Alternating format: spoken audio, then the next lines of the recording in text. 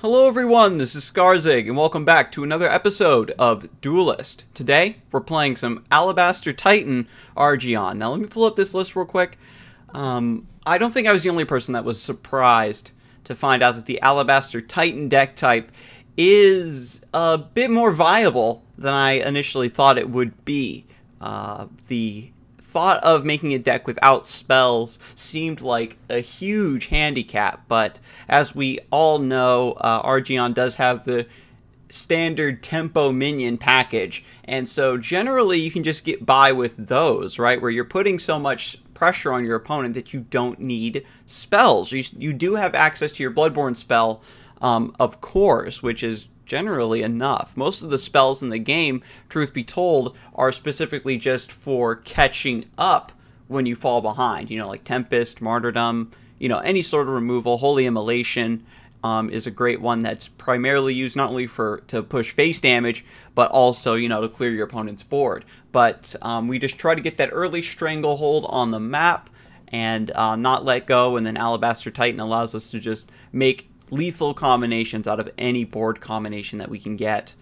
So to quickly go over the list, we've got 3 Blood Tier Alchemist, 3 Azurite Lion, 3 Sunwisp, 3 Windblade Adept, 3 Arclight Sentinel, 3 Scintilla, 3 Silverguard Knights, 2 Lightbenders, 3 Thunderhorns, 3 Ironcliff Guardians, 2 Mage Sworn, a Solarius, 3 Alabaster Titans, and a Grandmaster Zir, along with 3 Arclight Regalias. Now, it's just a pretty standard run of minions. I was thinking about potentially cutting something to make room for a 3rd Lightbender. The 2 has been doing me good for now. The 3 could be a really decent inclusion if, like, you're running into nothing but Vitruvian in your bracket. Another card I was thinking about maybe putting in the list is Repulsor Beast, just to give us a little bit of pseudo removal and to maybe set up turns with Thunderhorn. But anyway, this is a pretty solid opening hand. We've got Scintilla to start. We can do the turtle opening, take the top tile potentially into Ironcliff Guardian. We could also do Blood Tier on the mana. Yeah, so I think we replace the 2nd Scintilla and then go from there. Oh yeah, that really rounds out our hand. We want to hold on to the Sunwisp because that's one of the few sources of card draw we do have in the deck.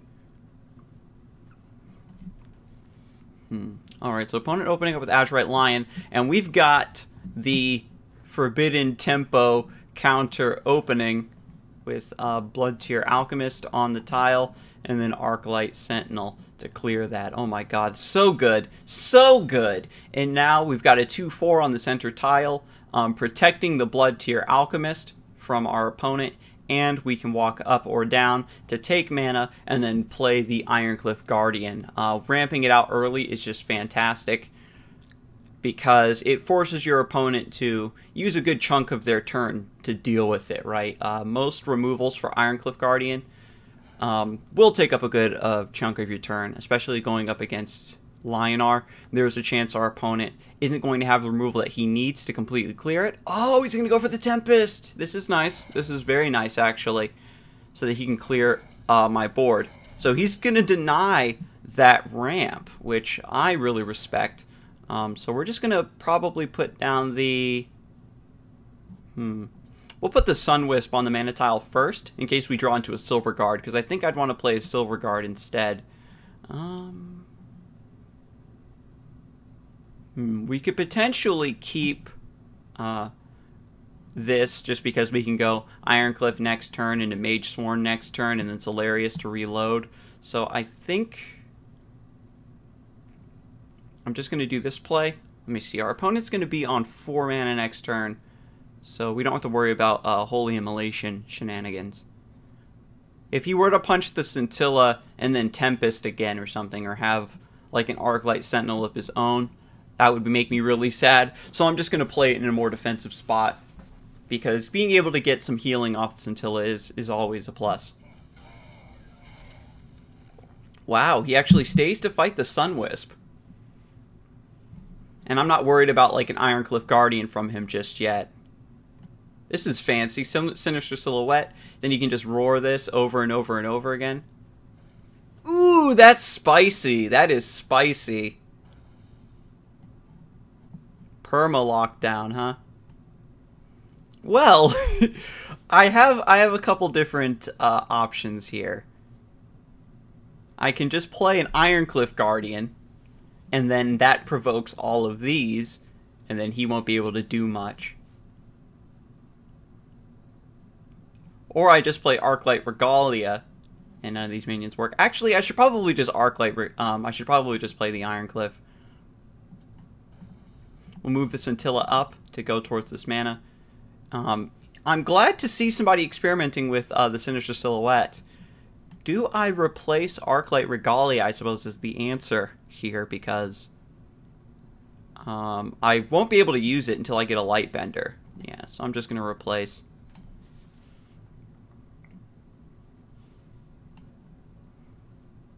And now here's the thing, the Woodwind grants provoke. I should have actually put the Ironcliff Guardian over here. So that's my mistake. You could have just moved the Sinister Silhouette, now that I'm thinking about it. Should have played the Ironcliff Guardian like right here. But hopefully what I'm hoping that he'll have to do is trade in the Silhouette into the Ironcliff Guardian.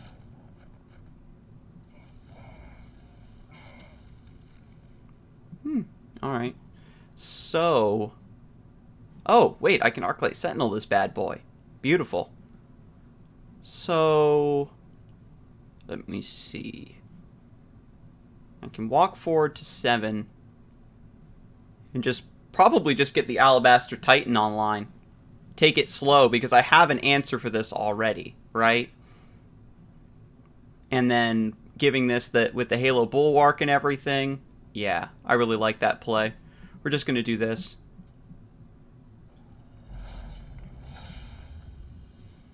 And Woodwind grants provoke. It's not like one of those minions that needs to stay on the board for it to work.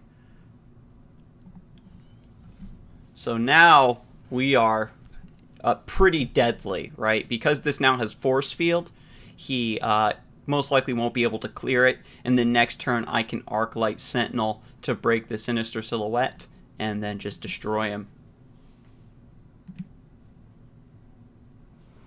So Sinister Silhouette with Woodwind has a lot of potential, that's for sure. Now he's dispelling the Ironcliff here, so it doesn't have provoke, but it still gets the bonuses from all those artifacts. Very smart. Oh, that's so good. That's so good. Alright, so he's just going to try to just lock me down potentially. If I play Mage Sworn, that doesn't take a lot from Argion. It turns off Holy Immolation and stuff, so I suppose I can just play that. I'll Roar first, because I can move and give my bonuses to the Alabaster Titan. Then I can play Mage Sworn up here. Oops, I wanted to Roar first. I'm an idiot. I wonder if we replace Thunderhorn.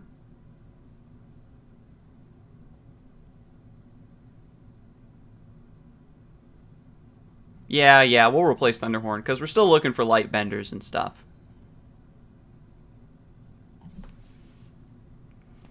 And eventually our board is just going to get so big that the Sinister Silhouette isn't going to be able to protect him. He'll have to corner himself and put the Sinister Silhouette here to perfect surround.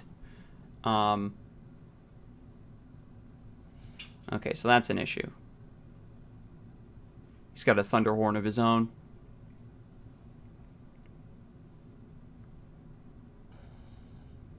Yeah, so really need a Lightbender. So we'll replace Alabaster Titan first. And then I guess we play the Sunwisp.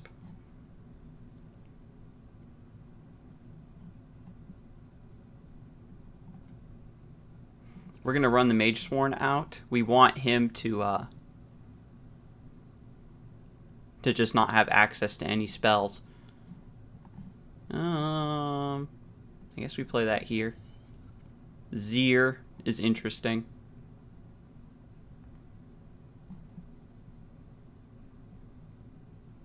Damn. Now, Solarius needs to be in Zeal range to get the card draw. So we're pretty much going to be giving him a freebie here.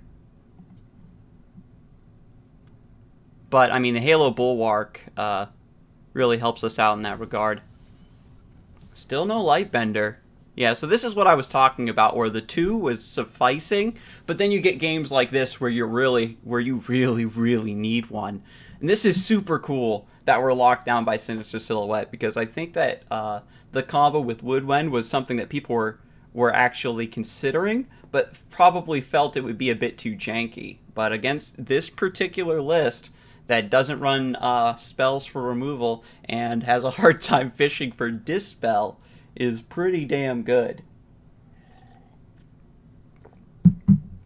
And we played the Magesworn again, specifically to strangle his answers for dealing with our board. But there is, you know, it could have been stated, hey, maybe we don't do that. Okay, so Sinister Silhouette breaks the force field on the Ironcliff Guardian so that he can trade into it. Yeah, I think he realized that the Halo Bulwark was just too strong for him to overcome. I also had the Arclight Sentinel now that he had weakened the Sinister Silhouette. I could see a combo like that working really heavy because he got the Afterblaze. Then maybe if you play like a War Adjudicator to make it immune to spells, and then if you're playing Zoran, you can just keep healing it. Oh my god. Oh, that's disgusting. I'll have to experiment with some jank. But shout out to my opponent there with the Sinister Silhouette. Because it's like Sinister Silhouette has some interesting implications, but it's like when you get a minion turned into a Pando, right? Where it's like, oh, it can't be attacked, and then you can just buff it, and because its HP is so minuscule, it just dies anyway. Alright, so keeping the Alabaster Titan in our opening hand is definitely a mistake. Arclight Regalia is interesting. The problem with Arclight Regalia, especially in this matchup, is if he gets a bunch of Wraithlings up, then they just eat through it. So I don't think I can keep that either. If he plays like turn 1 Phantasm, I'm going to be super sad. I really want to get my hands on Arclight Sentinel, because this is more than likely going to be aggro Lilith. Because this is Diamond, so people are playing some generally better stuff. And as soon as I saw Phantasm, I knew that it was just a crazy buff to aggro Lilith, and that's probably what we were going to be seeing all day, every day. So I think we go double 2-drop here.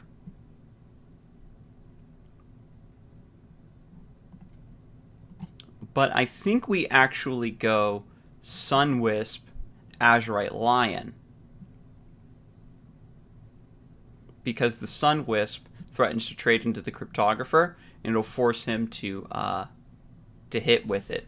Although, I could probably go Windblade Adept, just because he'd have to use both if he wanted to clear it, and then it might take a removal spell.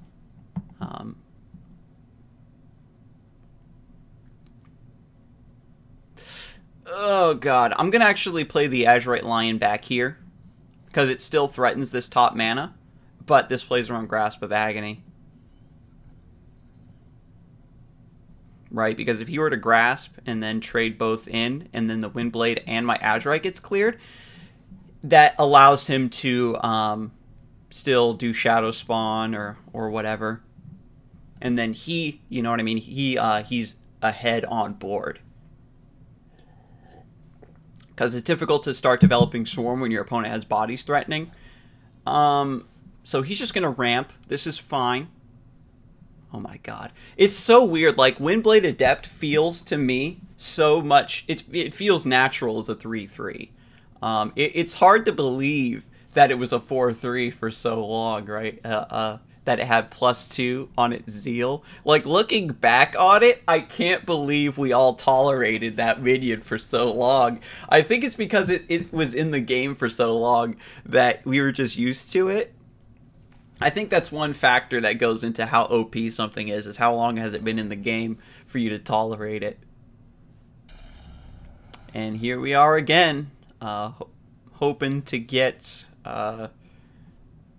you know, light benders. So he did take 2 mana tiles. I was really looking forward to ramping into Ironcliff, but at any rate, we can play Thunderhorn into this. It does get one shot by the deal toss, however. So maybe I don't want to do that. I guess we do this. Blood Tier. Fancy.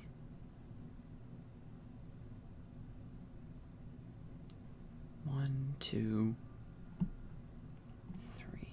Yeah, so we'll put the Windblade here. Bring the Azurite line over by me. What do I want to replace anything?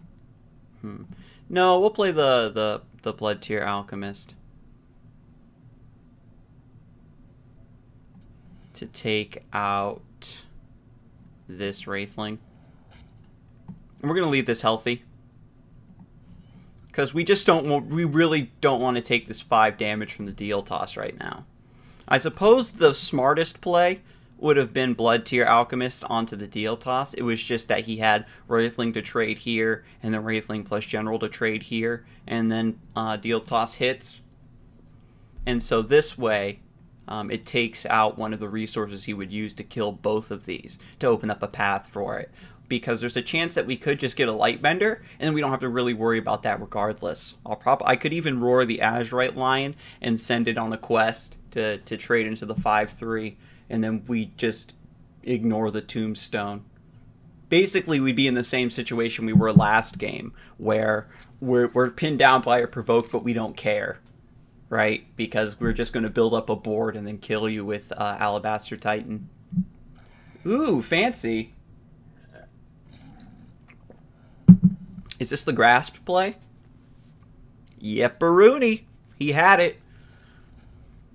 But the fact that he had to use the Demonic Lore is really great for us because we can play Ironcliff Guardian, and there's a chance that he ain't got it. Because Blood Tier, I will happily trade into the 5/1, which is why we played it defensively, so that we would have that option if need be. Which is what I try to do with Blood Tier Alchemist whenever possible. Is, you know, you make use of its ping, but you want to keep the body safe to help you trade into stuff. Yeah, I think that we do just Ironcliff. And then next turn we'll be on 6. Then we can Scintilla Roar, or just play Thunderhorn probably. It's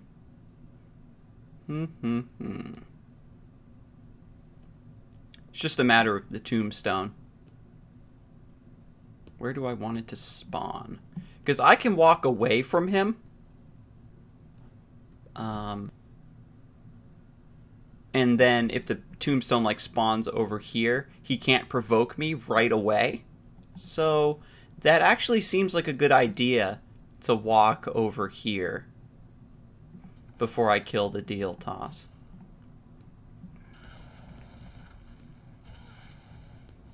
Nope. Alright. So I guess we play Ironcliff Guardian here. Or here.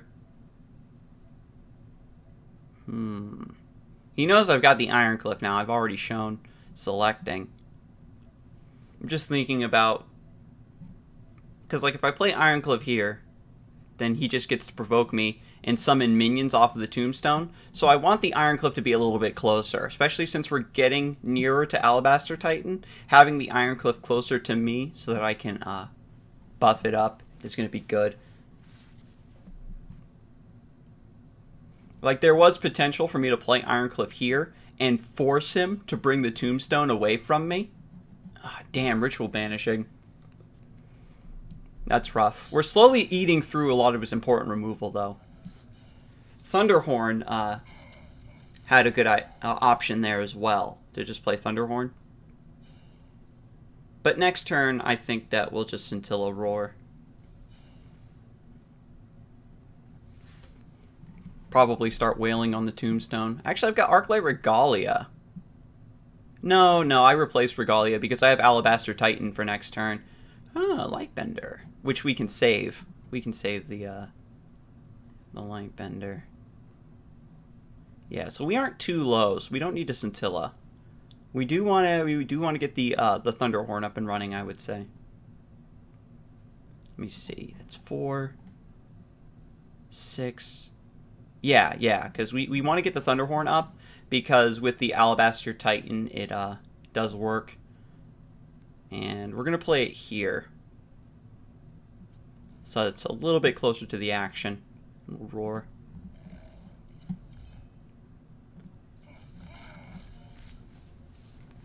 And so with the Alabaster Titan, that'll buff our board up enough to deal with the Tombstone. And with the Thunderhorn in play, he needs to have another removal. He just used Demonic Lure, Grasp of Agony, and a Ritual Banishing. He's going to need to have another removal spell for this. Because now he has to flee in terror from his own Tombstone.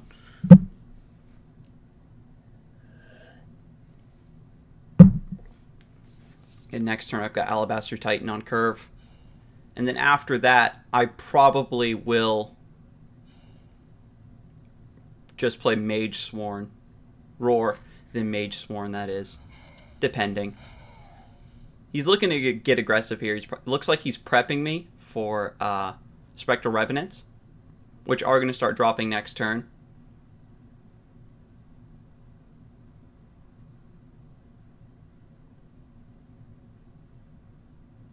Demonic Lure. He's just going to throw that in a corner.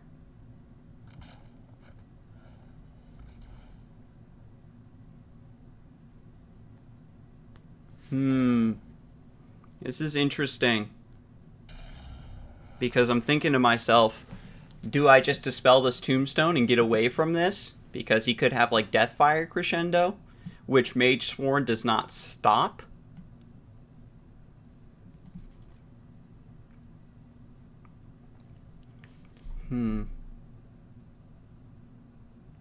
If I Alabaster Titan, I do get Arclight Regalia and a big guy on board with Force Field.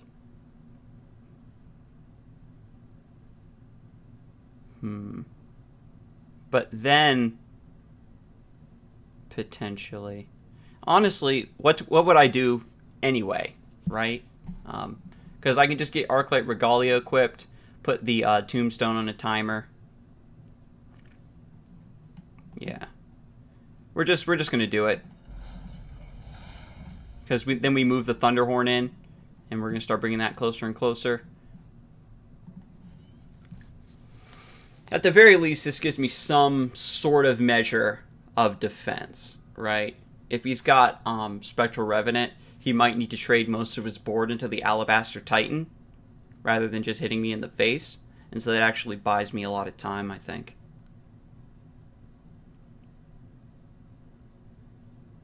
And it just threatens like so much face damage. Because if he's not respecting, so then I can I see he's just going to try to make room. Since I've shown the Alabaster Titan, and because the way I've been playing, he obviously, this deck like really telegraphs itself, so of course he's going to be a little bit prepared. EMP's cool, that breaks artifacts. Oh, that's spicy. So good. So good.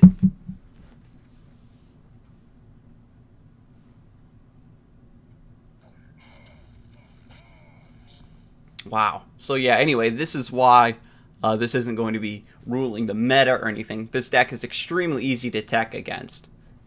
And I have no doubt that EMP was developed around the same time Alabaster Titan was, so that they wanted to have that specifically in the game and in the meta to keep shit like that from happening. So we're going to replace a Mage Sworn. Windblade is obnoxious. We got to play some chunky stuff to keep this EMP off of us. And Mage Sworn does turn off Demonic Lure, takes away that option.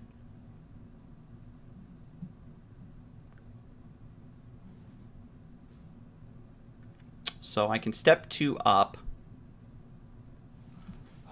We have to worry about Spectral Revenant, too.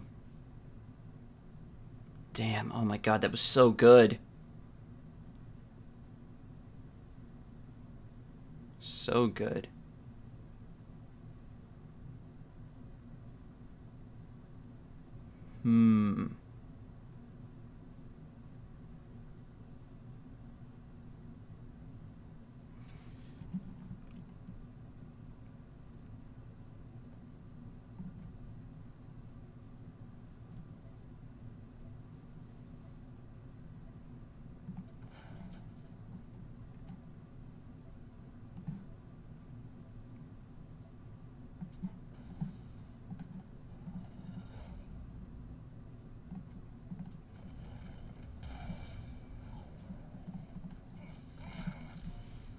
Oh my god, this is so nerve-wracking. I need this Mage Sworn to hold so that he can't just destroy me with the EMP. Spectral Revenant does 6, 7, 8. So I live theoretically.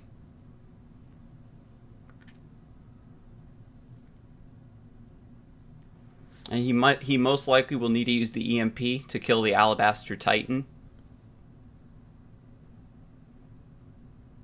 And maybe I can come back from this. The problem is that I needed to specifically play Mage Sworn, something that was too big for him to take out with the other stuff he had on board.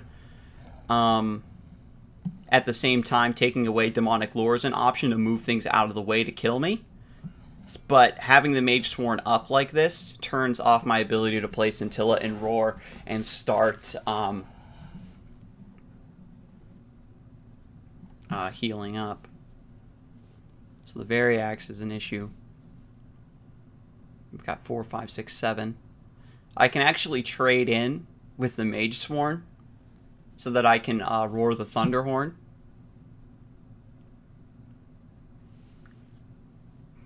I suppose I should draw first. Because, like, I can kill the Tombstone, have the Mage Sworn come up here and die, and then roar the Thunderhorn. And then I'd be stuck in the same situation where I need to play minions to block the EMP from killing me. That's specifically if I want to heal. The Lightbender would help against the Wraithlings that he's about to play. So yeah, I think I do play Sunwisp first.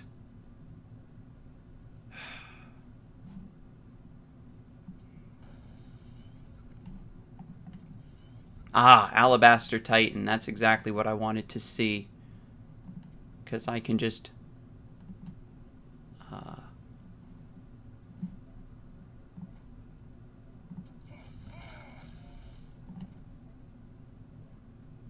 because now I can do this.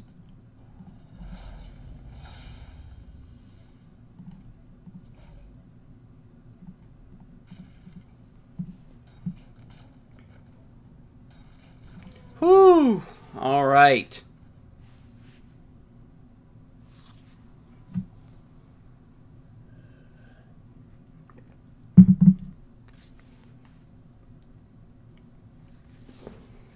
Oh my god, Alabaster Titan, thank you. Really agonizing over these plays. He's shown me the EMP and the Variax, so I'm wondering if he's even running Spectral Revenants at all. Otherwise, his deck would be abnormally heavy. You know what I mean? Maybe he just has like 1 or 2 copies? And a couple turns ago, I was really thinking, like, you know, one minion that I didn't bother to make room for in this deck that it could probably use is Saberspine Tiger. Because the ability to Saberspine Tiger and Roar allows us to burst out backline threats or push that little bit of face damage that we might need. By taking out the Saberspine Tigers, we're taking out a get-out-of-jail-free card most of the time. Alright, so there's Saberspine Tiger of his own to break the Alabaster Titan's force field so the EMP can kill it. Dank. Oh, that's sexy. He's going to put the Gloom Chaser up there.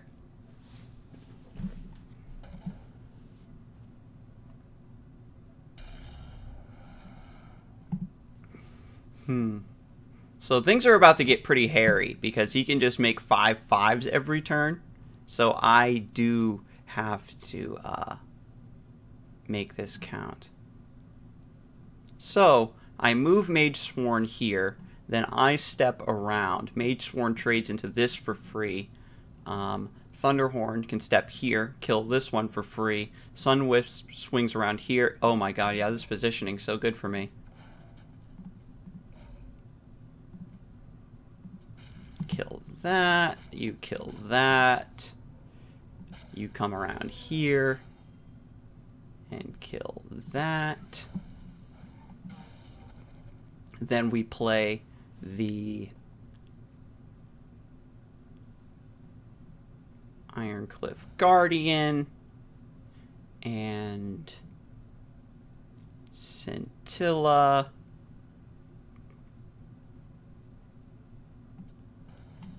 And Roar.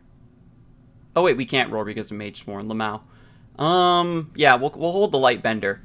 Because what Lightbender allows us to do is dispel a Wraithling, and it takes away that 4/4. If we don't kill it, he can re-enrage it next turn with his Bloodborne spell.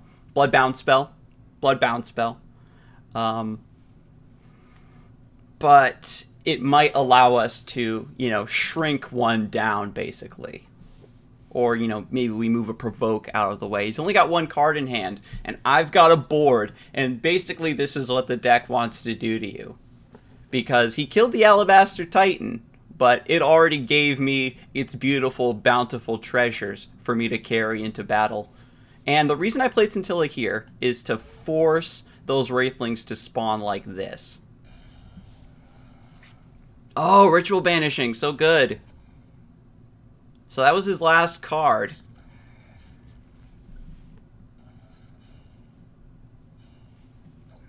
He gets to kill the Scintilla. But like I said, I was basically trying to manipulate the Wraithling spawning in a certain formation. Azurite Lion is cool, but at this point in the game, especially since the Mage Sworn is up and I don't have access to Roar, I'd rather get something a little bit bigger. Ooh, that's good. I can Arclight Sentinel this bad boy. And that opens up some positioning options for me. Well, I suppose it doesn't matter. I suppose I just save the Arclight Sentinel. Let me see. I can move Sunwisp here. Kill this. Yeah, because the force field's so good. And then I move down like this. Mage Sworn. We get Thunderhorn coming down.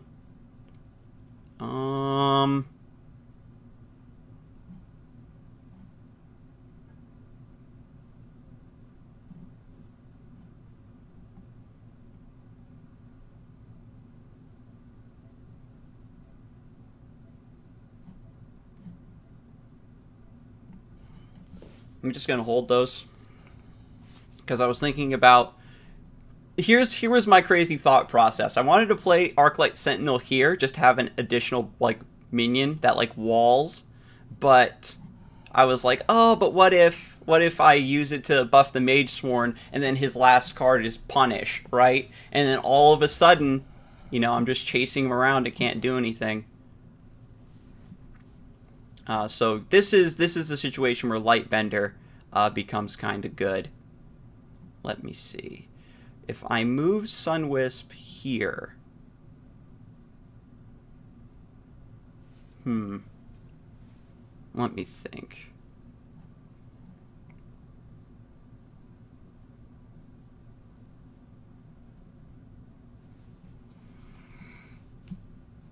I can step down,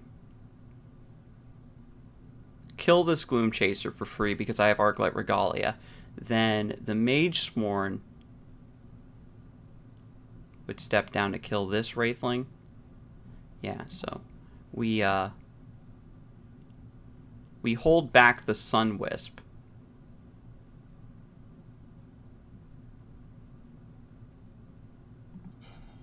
So that Thunderhorn can step here and kill this. Then Mage Sworn steps here. Then I step 1 forward, kill the Wraithling. This Mage Sworn kills that. And then I Thunderhorn, and then Arclight Sentinel, and don't use its effect. Because I'm specifically playing around Punish. And I don't want that Wraithling to hit me. So we just have a ball of death walking towards him right now. Please, bro. Please. He can. The thing is he's been playing Gloom Chasers, which is awesome, right? Because the Gloom Chaser spawns a Wraithling, and then his Bloodborne spell buffs it. But because I have Halo Bulwark, and I'm able to continuously trade for free into all of these Wraithlings, all these Furious Wraithlings that he's summoning, then I think that we eventually just corner him.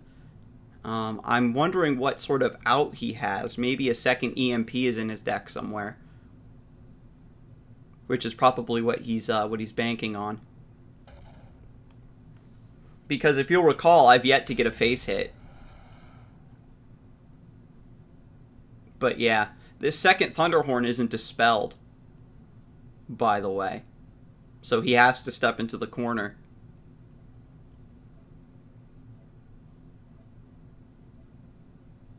If he doesn't want to take 6 damage, that is. Only my first Thunderhorn is dispelled, because he sent it over into the corner, remember, with Demonic Lore, and as it was making its way back into the fray, it got dispelled by the EMP. Yep, so he corners himself. And we get a Scintilla. Okay, okay. But at any rate, Thunderhorn kills all of these for free. And then we just continue our onslaught.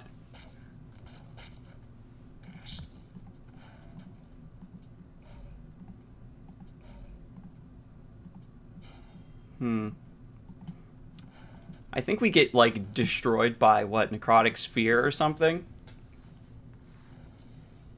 But now, he can try whatever the Thunderhorn has access to these tiles, the undispelled one here, you can tell. And so he can't summon anything on these 2 tiles. I think we finally got him here. The only problem is that we can only hit him with X amount of damage per turn, right? Because he's in the corner. We have to use our 3 strongest guys. I would actually want my general to be one of those, because Necrotic Sphere turning these into Wraithlings and then him using his Bloodborne spell to turn them into 5/5s would be absolutely disgusting. But finally, we hunt him down there. But GG, that was a really good match, honestly, because I really like to see Variax being used as a win condition because it has that inevitability factor as well. If he had drawn into what I assume was probably a second EMP he was fishing for, that would have been super good. And if you happen to be watching this video, good sir, I recommend running at least 1 copy of Rite of the Undervault in a list like that, just because in that sort of situation you can, you know what I mean, you can come back. And then Rite of the Undervault plus your Furious Wraithlings, you can do that both in the same turn, and then you just become the late game ruler of all Destiny. He might have even been fishing for Doom, now that I'm thinking about it. If he had Doom, I would have lost because that deck is so monstrously slow. But anyway, we can definitely see the strengths and weaknesses of this deck. It's very fun to play, so I definitely recommend you give it a shot, if you ever get a full set of Alabaster Titans, that is. But at any rate, thank you for joining me today, and I'll see you next time. You have a good one.